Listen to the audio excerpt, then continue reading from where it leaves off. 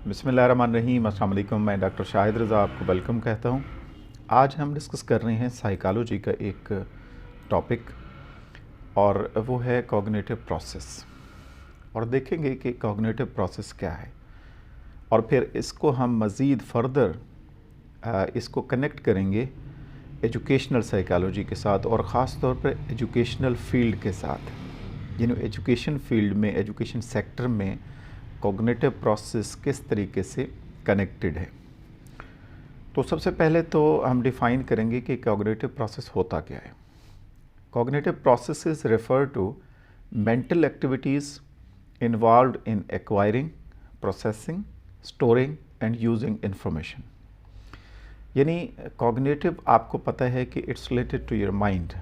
जब आप थिंकिंग की बात करते हैं, सोच की बात करते हैं, तो ये कॉग्निटिव प्रोसेस कहलाता है।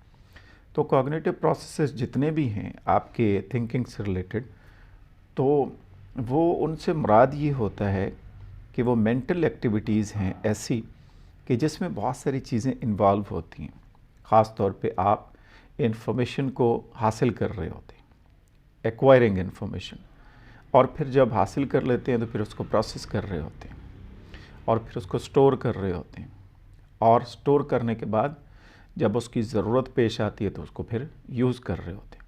तो ये पूरा प्रोसेस है जो मेंटल एक्टिविटीज़ पे बेस करता है, and this process is called cognitive process. इसकी एग्जांपल की बात करें तो बहुत सारी चीज़ें हैं जो आपने सुनी होंगी, ये वर्ड्स आपके जहन में होंगे, जैसे परसेप्शन है। ये सारी कॉग्निटिव प्रोसेसेस से रिलेटेड हैं। परसेप्शन, अटेंशन, मेमोरी है, लैंग्वेज है, प्रॉब्लम सॉल्विंग है, डिसीजन मेकिंग है और रीजनिंग है। ये सारे के सारे अहम तरीन कॉग्निटिव प्रोसेसेस हैं। और ये प्रोसेसेस एक्चुअली करते क्या हैं कि किसी भी फ़र्द को, किसी भी इंडिविजुअल को इस काबिल बनाते हैं, यानी इनेबल करते हैं उनको कि वो जिस दुनिया में रह रहा है, जिस वर्ल्ड में ज़िंदगी गुजार रहा है, उसके इर्द गिर्द जो कुछ भी हो रहा है उसको सही तरह से अंडरस्टैंड कर pi by using these cognitive processes.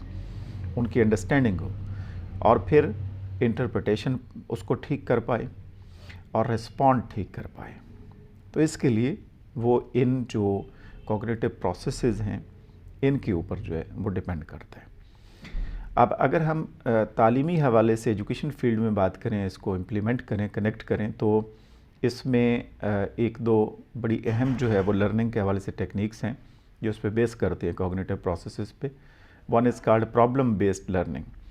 और ये जो प्रॉब्लम बेस्ड लर्निंग है ये रियल वर्ल्ड प्रॉब्लम्स जो होते हैं उनको एड्रेस करती है, जैसे क्रिटिकल थिंकिंग, जैसे इंफॉर्मेशन को एनालाइज करना। इसी तरीके से किसी भी हवाले से, मसले से आपने उसको किस तरीके से बेहतर सोल्यूशन की तरफ लेके आने। तो ये प्रॉब्लम बेस्ड लर्निंग है। इसके पीछे भी आपके कॉग्निटिव प्रोसेसेस इन्वॉल्व होते हैं और ये एक्चुअली आपके कॉग्निटिव प्रोसेसेस को स्टिमुलेट करती है, प्रॉब्लम बेस्ड लर्निंग, जिसमें आप एनालिसिस करना सीखते हैं प्रॉपर, जिसमें आप सिंथेसिस करना सीखते हैं, जिसमें आप इवैल्यूएशन करना सीखते हैं प्रॉपरली। और दूसरी जो इसमें टेक्निक है उसे कहते हैं एक्टिव लर्निंग स्ट्रेटजीज़। और एक्टिव लर्निंग स्ट्रेटजीज़ भी इसी हवाले से इन कॉग्निटिव प्रोसेसेस पे बेस करती हैं, जिसमें क्लासरूम एक्टिविटीज़ ख़ास तौर पर जैसे डिबेट्स करवाई जाती हैं, जैसे ग्रुप डिस्कशंस होती हैं, जैसे डिफरेंट एक्सपेरिमेंट्स होते हैं क्लासरूम में, लेबॉर्ट्री में, जो एक्चुअली प्रमोट करते हैं एंगेजमेंट स्टूडेंट्स की, जिसमें वो मिल के काम करते हैं और फिर जो इन्फॉर्मेशन होती है उसको समझते हैं, उसको प्रोसेस करते हैं, स्टोर करते हैं और फिर उसको यूज़ करते हैं, अप्लाई करते हैं जहाँ उसकी ज़रूरत होती है। तो ये सारा काम जो हो रहा होता है एक्चुअली ये बेस कर रहा होता है आपकी मेंटल एक्टिविटीज़ पे, और यही मेंटल एक्टिविटीज़ जो आप कर रहे होते हैं यही कॉग्निटिव प्रोसेसेस इसमें इन्वॉल्व होते हैं, जिसकी वजह से ये सारी एक्टिविटीज़ हो रही होती हैं। तो बस आज के लिए इतना ही। नेक्स्ट इंशाल्लाह अगले लेक्चर में मज़ीद बात करेंगे। अपना ख्याल रखिएगा। अल्लाह हाफ़िज़।